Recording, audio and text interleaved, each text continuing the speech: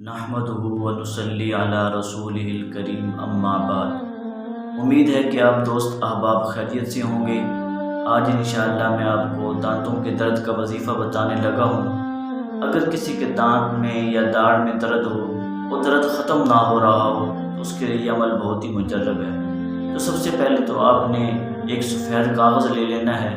اس پہ آپ نے سورۃ الانعام کی 66 نمبر آیت ہے لِكُلِّ نَبَإٍ مُسْتَقَرٌّ فَسَوْفَ تَعْلَمُونَ 7 مرتبہ لکھ لینی ہے۔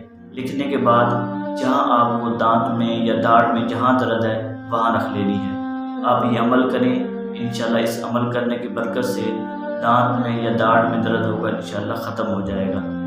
اور اگر آپ کسی دوسرے کو دم کرنا چاہتے ہیں تو آپ اس مریض کو کہیں کہ جہاں درد ہے وہاں شہادت کی انگلی رکھ لے۔ اس کے بعد آپ اسی آیت کو جو میں نے آپ کو بتائی ہے لِكُلِّ نَبَإٍ مُسْتَقَرٌّ فَسَوْفَ تَعْلَمُونَ 7 مرتبہ پڑھ کے آپ اس کو دم کریں۔